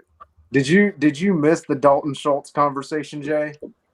I was trying to get a link from Erik when you were talking about it, and I'm one of those guys that you were trying to pawn him off on me. But I mean, I don't know. I got Hawk in that league, so I'm good. I don't need Dalton Right. Schultz. No, Just so pawning him off on you. yeah, no, we were talking about how Dalton Schultz is going to be kind of like the golden boy in this next game because they're out CeeDee Lamb, they're out Amari Cooper too, Yeah. right? Amari Cooper's out Yeah, too. Yeah, so he's Potentially gonna be, Zeke. possibly Zeke. So he's going to be slinging it mostly probably to Dalton Schultz and Michael Gallup. I know you're going to get a few to Tony Pollard and a few to I'm a big Cedric Wilson. Wilson fan, though. I mean, I don't think you guys really talked about his measurables, but I think he's 6'5". He's freaking huge. Cedric Wilson's a big son of a bitch. He's a yeah, big you're dude. right. Yeah, like, you're right. and he's very talented. He's got great hands. I don't understand why they haven't used him more. I've asked Erik and Clint like multiple times, like, yo, what's going on with Cedric Wilson? Because I had this big dilemma on whether or not to drop him, and I did finally make the decision to do so, and I'm kind of regretting it a little bit, but he still hasn't really been consistent enough to really regret it, I guess. Yeah. I mean, I think the only time you would be okay, like the only time you regret it is like times like now when there's a freak, there's freak accidents where you don't have Amari or CD, but otherwise he's not going to be relevant in my opinion. Yeah, I'd really regret it, I guess, if like they had a season-ending injury or something like that. Sure, yeah, Right. of course, yeah. Right. But can you really afford to keep a player like that on your roster? Not in that league, no, man. Yeah, exactly. So Got to keep him moving. yeah. keep moving. All right, Try to keep it fresh. that's a great segue right there. Is it? Does he eat fresh? I don't think he does. He doesn't even eat bread. He lived in a car. Who's next, Jason? Josh Jacobs. The Jacobs? The Jacobs. Over or under 68.5 yards. Rushing 60. plus receiving. Yeah, this is scrimmage. Over under 68.5. He's hit the I four. say over. He's I hit got the, I'll just over. he's kick hit it the straight over. off. He's hit the over in 4 of 8 games. Yep. However, this is my problem with him. I will tell y'all. He's 22nd in snap share among running backs. He's 19th in opportunity share among running backs. Dude, Dallas is actually kind of surprising against the run this year. I thought they would be terrible. They're like top 12. Yeah. I don't think this is a game script to allow him to just run the ball at his willy-nilly. So I'm going to say under for me. I'll go the opposite. I'll say over. I think he's catching a bunch. I'm going over. That's what I'm saying. I'm saying more along the lines agreeing with you, Erik, that game script here, it kind of like I think is going to put Las Vegas in a pinch later on in the game, and he gets looked at a lot for those check down stuff or check down routes and whatnot. So he'd probably catch the ball 5 to 9 times or so. I just worry about Kenyon Drake, man. Kenyon Drake's been their third down back this season. So, although, why the fuck you paying this dude $10 million this year to be your third down back? Right. Raiders. Raiders. The Raiders. I'm gonna go with an under. Going with the under trade? Yeah. All right. The Raiders have scored less than 16 points in the last 3 games. And if you're gonna be catching up like that, dude, you are not gonna be tossing it. I mean, you might do a couple screens, drop offs, but you're gonna be getting into like Darren Waller or Brian Edwards, which I hope they finally start throwing it to Brian Edwards. Dude's magic. Wow, y'all don't got him. I just like the guy. He's so freaking That's good. what I'm saying. And I tried to get him off you too, Jay. You son of a bitch. You have to like him better than Henry Ruggs. Well, Too soon? Oh, that's the real question. Does Deshaun Jackson pull some bullshit and score on Thanksgiving? Maybe. oh, Probably. over under. Probably, Dallas. right? Wouldn't that Hey. make sense for Deshaun It's Jackson Dallas. just to be like, hey, by the way, I was here too, and Over score under on Thanksgiving? Like, I just, for Deshaun Jackson. Did Yeah, y'all? score. Did y'all? Speaking of rugs, did y'all see the little meme about him and top speed? So they did top speed of NFL running backs. So they had Derrick Henry at like 21, and then they had whoever was next at like 22 or 23, and then they had Henry Ruggs at 120, like however fast he was going. Dude, I died so hard when I saw that is funny as shit, dude. Oh my god. Oh, I was like, I love it. It's a terrible joke, but that was great. Yeah, that's pretty good. That's pretty good. Oh man. Oh my god. Oh yeah, Jay, check the hat. Coffee. I'm trying to help him out. Can you read it? Yeah, there you go. Can you read it? All right. Is that where you just went? Ah. Yeah. That's where Eric just went. All right, Josh Jacobs. I over. Fuck it, over. He catches the ball enough. So we got two over. Me and you are over. Two unders.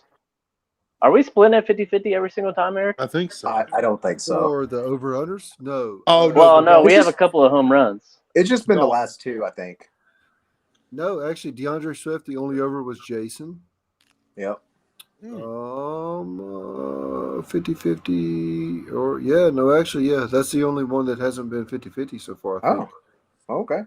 Oh shoot, nope, I didn't write the Josh Allen one down. My bad, y'all. Over. We ain't done that yet. We haven't done that yet, man. Oh, I'm an idiot. I was like, whatever you're sorry, I scored. My bad. I'm a little flustered right now because somebody really just pissed me off in the Twitter sphere. So, got you. My bad. Don't look at that, Eric. Did they cancel you? Distractions. No, they can suck my balls if they try and cancel me. No, it's just fucking dude. Like, so basically, he posted his shit. He does his podcast 30 minutes before we do ours. Yeah. I retweet his shit every time because I'm a nice guy. Yeah. Retweet his shit, and then 45 minutes later, I asked them to retweet ours. Uh-huh. And then 4 minutes later, he has them retweet the replay of his. 4 minutes later. So I have to have a conversation with this guy. Or just stop supporting him. I mean, it's just it's mutual respect, right? You know what's crazy? Maybe I could stop editing his trash ass articles that I have to do Grammarly for and fix everything on his articles. So you know who you are. I hope you're watching this. Fix your shit, dude. It's really not that hard, man. But anyways, sorry. Yeah, there's something called spell check. Oh, dude, it's pretty simple. There's like literally most phones do it literally for you. There's literally a checklist on our website that we write with. Like it says what you need to do. This fool don't do so. Yeah, he can suck a fat dick. But anyways, we're getting canceled tonight. Dad just slapped mom at the dinner table. Oh, Bills and Saints. Bills and Saints. Hey, look, man. I already said it. And ends with who, right, Jason? Josh Allen, and I feel like this is literally gonna be like the zombie apocalypse for the Saints. Like they're just gonna walk in and do whatever they want to do, and the Saints aren't gonna be able to do shit about it. And like I said, I think Josh Allen will be out of all quarterbacks this week. I think Josh Allen will be on the field the most out of any, and just because they don't have an offense in New Orleans. So, I mean, as of this morning, we know they lost their tight end. Neither Kamara or Ingram practiced. Neither of them showed up to practice. Mm-hmm. I mean, they don't have an offense, and Josh Allen's going to walk in there and just. They do have a defense. They do, but they have a really good defense. When you put that defense on the field over and over and over and over and over and over and over and over and over, you know what I mean? Like that's the problem. And then eventually, this giant, athletic, amazing quarterback just does you in. I hate it for New Orleans.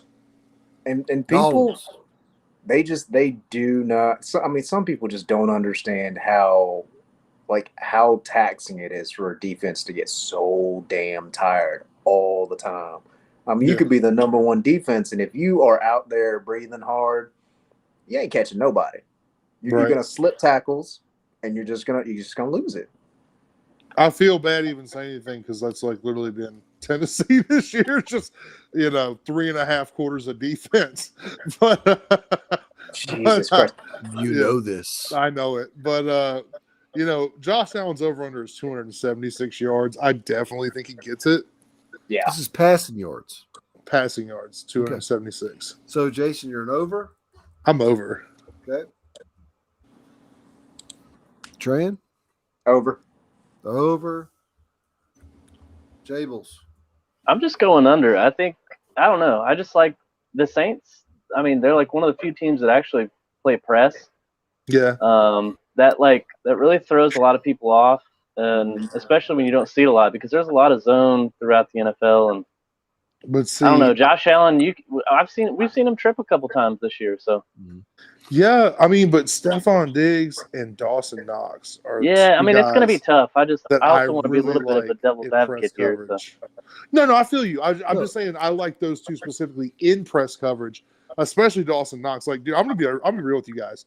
Like, the whole Dawson Knox thing was just a whole throw for me in the offseason. Like, that whole article, or not article, but whole episode we did, because I have to write all this stuff down so I can say it on the show. So to me, it was an article. But that whole thing we did with Dawson Knox, that was all just like a Hail Mary because of that angry run. I don't know if you guys watch Good Morning Football. I really enjoy it. It's one of my favorite football shows. But Kyle Brandt always does the angry runs. And Dawson Knox had one of the most brutal you'll ever see. If you haven't seen it, when we get off here, YouTube Angry Runs Dawson Knox. It's hilarious. Guy just beasts. And so I saw that, and I'm like, well, clearly he has the ability to do this. And now it's actually coming true. And so that was just a long shot, but now it actually worked out. And I'm telling you, when it comes to being a press coverage team, I don't like being up against Stephon Diggs because he's tricky. And I don't like being up against Dawson Knox because he's a full-on man. So, like, Emmanuel Sanders, sure, but those two guys scare me when you start getting physical with them, because that's how Stephon Diggs hurts a lot of people's feelings. He does. Now, do you guys think Matt Breida is going to be starting over the other two, and if he's going to make a difference? No, I would put the over under at his total yards at 4.5, and I'll take the under. But this is what I'll say. I'm going to support Jay in this one. I'm going under. New Orleans. So this line is 276.5 passing yards. New Orleans gives up 252.2 passing yards. However, at home where they're playing this week, they've given up 216.5. 216.5. That is, I don't know, 60, if my math is correct, less than what you have to do with Josh Allen here. So I'm taking the under by a mile, and I'm being super happy with that. So let's get to what Tran's point was. I thought that was a good segue here. We have 3 rushing props. All right, let's go. 3 rushing props here. I'm just going to throw them all out, all 3 in a row. Tell me what y'all think. Number 1, this is super disrespectful to the running backs on this team because Josh Allen has the highest line out of anybody. Yep. Josh Allen over under 32.5. Devin Singletary over under 24.5. Zach Moss over under 21.5. And I can give y'all some context with this as well. Jesus Christ. Right? How fucked up is that? Josh Allen has hit this number 60% of the time. He's at the over 60% of the time. He's going to hit it. Devin Singletary's hit it 80% of the time. Over. Moss has hit it 60% of the time. Yeah, I'm going over. Actually, New Orleans gives up the 3rd fewest rushing yards in the league at 89.8. Yeah. Why, That's Tran? a hard team to rush against. Damn. Why is it? Don't you have DeMario? Yes, I do have DeMario. Yeah, exactly. You know why? That dude's a freak. Dude, he is so good. Quan big. Alexander too. He's bigger than I thought. Not to mention the whole line, but I don't know. I was so shocked when Drew Brees didn't come back. I was like, oh my God, he's coming back. I really can't believe it didn't happen. And I forget they have guys like Cam Jordan too. Mm-hmm. It's fucking massive. I keep forgetting that Jason isn't Hunter S. Thompson. That's what I keep forgetting. You need one of those filtered cigarette things. See, the problem is those lines are also low. With 20 yards, I mean, something could break down. You could do that in one play. It's man. It wasn't meant to come off. Now, are these strictly rush yards? These are just rushing yards. Yep. So you're telling me Devin Singletary has like 20-something yards? Yeah, so it's over, under for me. So Devin Singletary has an over-under of 24.5. I am smashing the over. I don't give a shit how great this defense is. Yeah. Dude, 24.5 yards? Are you fucking kidding me? That is disrespectful. I mean, just on it's so difficult for most terrible running backs to get under 20. Yeah, I'll go over. I think I'm going over on all three. Everyone, at least, I'm definitely going over on the Zach Moss and the Devin Singletary ones. Allen, meh. I'll go over with Allen. I've seen him run way more than I thought he was going to this year. Yeah. So I'm going over for the running backs. I'm going over, under. Under. You're going under on Zach Moss? For Moss, yeah. If I wish myself bad luck, the opposite will come true. Oh, okay. So you only care about winning the league. This is why I'm channeling this energy right now. I need a mid-season revival. I need something to just bring me back from the dead. Shoot, for extra Jason, credit, I'll go with everybody else. Are you going over everybody else? He said over, under. I'm over for all of them. Over, under. My bad. Tran, you're good. You're over everybody? Yep. Jay, same?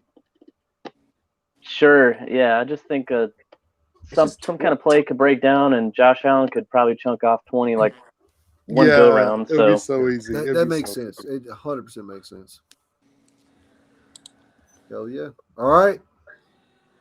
So I think it takes us to our final segment. It takes us to our final segment here, Jason. I think you guys all know this one too well. Oh, shit. No, we can't do that. I'm not going to do the playoff ones. We'll do the playoff one next week because we're already at like an hour and 42. I'm not. Yeah. Yeah. We did a 2-hour show just like we said we would. All right. So NFL Week 12, baby. And we're going to let Tran and Jay get in on this week. Week 12. Shit. Yeah, let's go. All right. Hold on. Let me pull it up. The Pricks picks, baby. The Pricks fucking picks.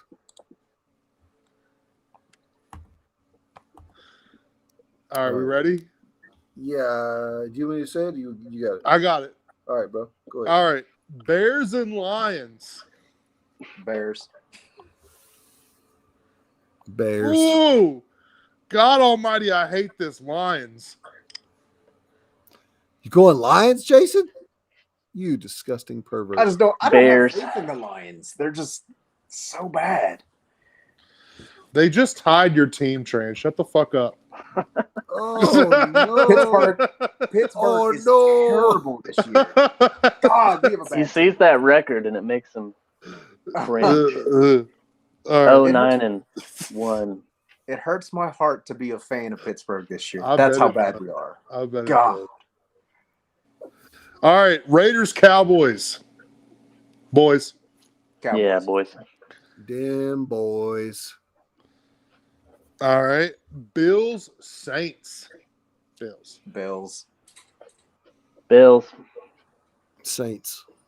Ooh, that's a terrible, terrible take. I know. Steelers and Bengals. So the second team is the home team? Yes. Bengals. Ooh, I like the Bengals too. I can't help Bengals. Nope. Steelers. I got to. I can't even go against. You That's got a you got to Najee- keep you got to keep your rep, bro. That's a Najee Harris ass game. That's all I'm gonna say.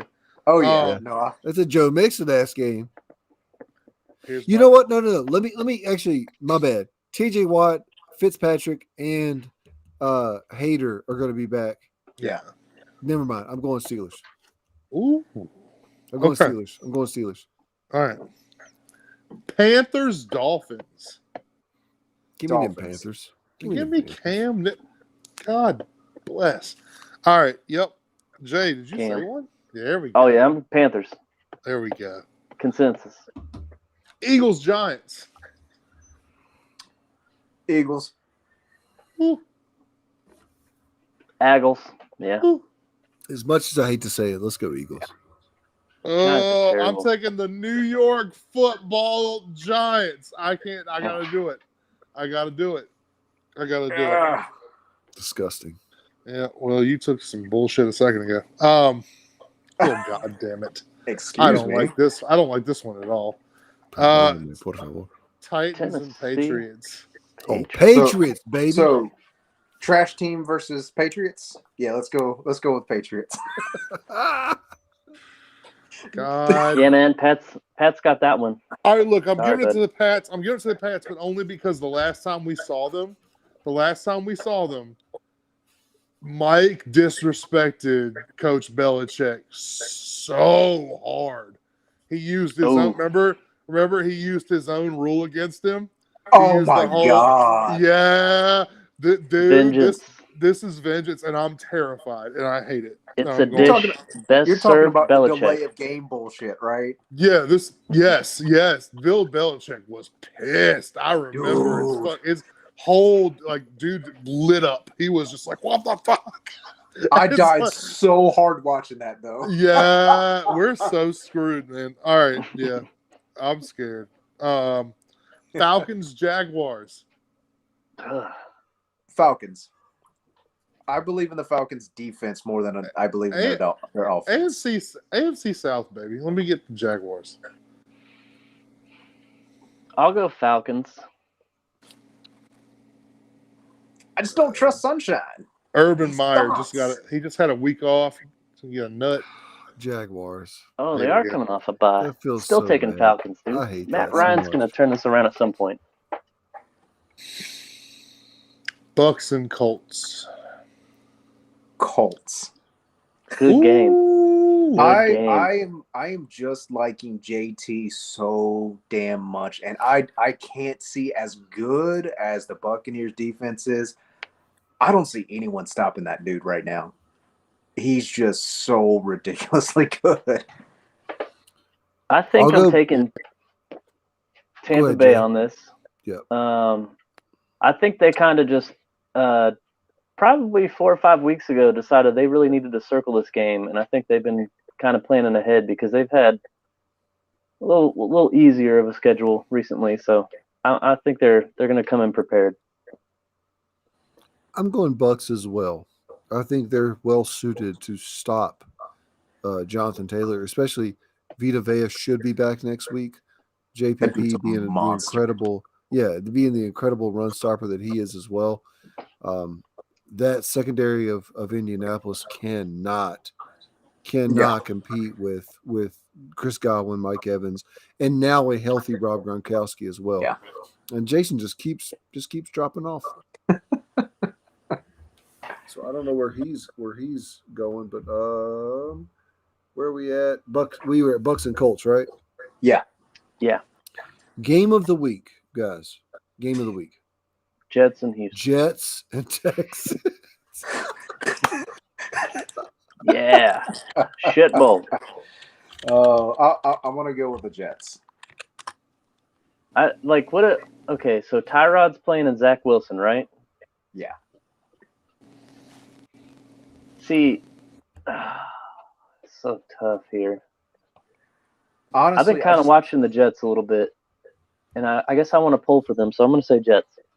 I think the Texans win against the Titans honestly, it was just a fluke. I can't see them doing that again against a really good team like the Titans.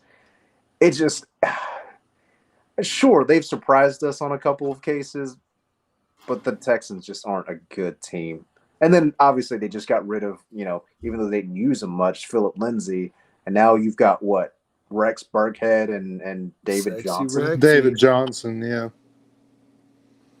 I mean, it just I can't see them. Don't disrespect the last name like that, Jason. I'm going Jets. I think the Jets are just a better team, to be honest. Jason, I don't know if we heard the Bucks. Bucks. Okay. Picking against your Colts? AFC. Yeah. But I'll take the AFC South and the Jets and the Texans. Tyrod's got this. You'll take the Texans just because because they beat your Titans last week. You want some sort of vindication. I understand. That makes sense. Or I could just be hoking up. Just get out of here with that trash. Yeah. Never forget. Okay. Hey. Shut up. You shut the fuck up. The former San Diego Chargers, now the Los Angeles Chargers, at Mile High Stadium. Them Denver Broncos. Chargers. God, let me get them Chargers. Chargers. Dude. Yeah, Jason, Chargers all day. Fellas, I just looked at something I did earlier. I was writing some shit down. I have the Chargers after predicting all the games for the rest of the season. I have them as the number 1 seed in the AFC. Not surprising. Yeah. So I just want to say, I wanted to throw that out here to say that I love this Chargers team. I think they're incredibly, incredibly good. So give me the Chargers. Okay. All right. Vikings 49ers. Good game. 49. I want to. It's weird. I think they're essentially almost the same team. I feel like they're almost the same team. I'm going to go with the 49ers. I'm going to say one team has a good running back and one team has a stable of running backs that are always questionable. Right. So I'm going to stick with Minnesota here. Ooh. I'm going Vikings as well. Yeah. I think Minnesota's got really unlucky on a few games this season. Absolutely. Yes. And by a few, I mean like 5. Too many. It's been crazy, man. I think this is actually a really, really, really, really talented team. And I think Dalvin Cook is even healthier than he has been in the past. However, absolutely, Jimmy G has been killing it. This receiving core for the 49ers is actually healthy for the first time this entire season. So I think this game, as far as like for DFS goes, like the Rams and Packers, this next game is going to be the one that everybody's on. Right. This game, to me, the Vikings and the 49ers is the one to be on. Get your players from this game. But anyways, I'll take the Vikings. Agreed. All right. Rams, Packers. Rams. Yeah, Rams coming off of a bye. Yeah. Again, talking about games that you look at in the season, I think this is one they've had circled all damn year. I think they're just going to come out real strong. And we talked about it earlier, Jay. Elgton, I don't know how the hell to say his name. The tackle, the left tackle for the Packers has been lost for the year. Yeah. That's a bad spot to be in with no David Bakhtiari, your best, replacement tackle. Well, he's been like somewhere in the fold, right? Like they're kind of. Bakhtiari should either be back like in week 13 or 14. That's what they're thinking. He's not going to be back this week.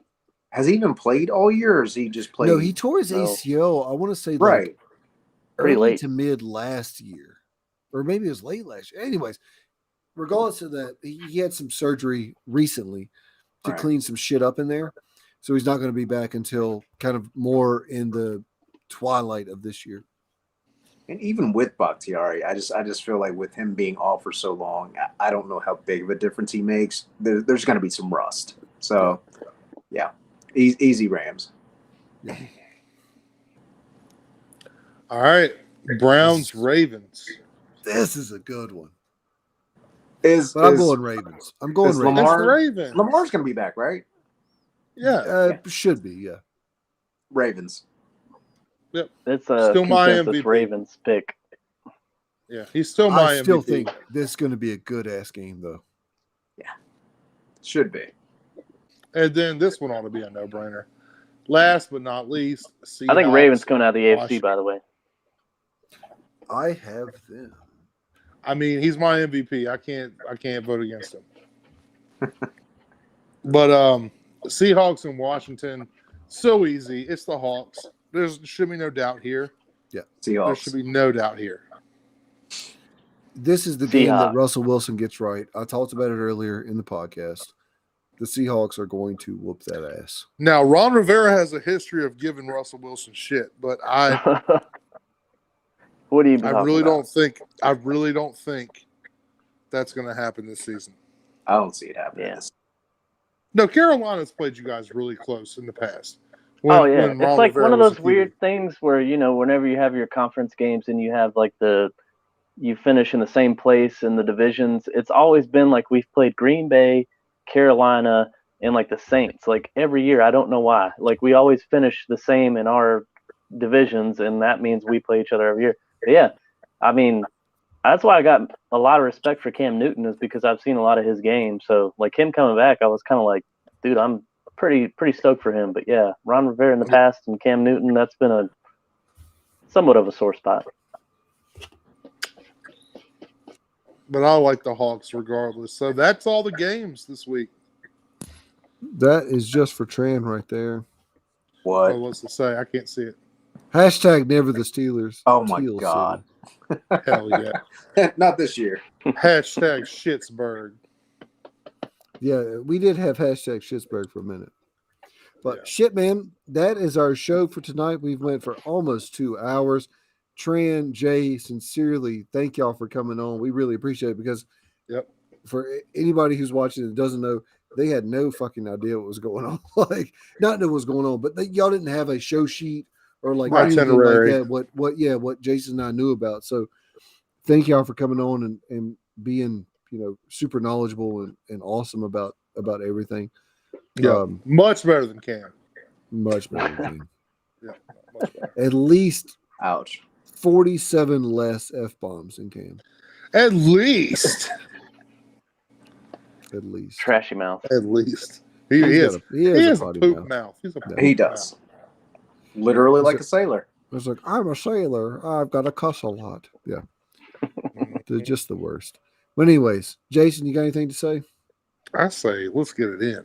I was going to say this is literally the only time I got to do this. Trey got to Man, do it Put a finally. finger in. Trey got to do it. Y'all be good. We'll see y'all next time.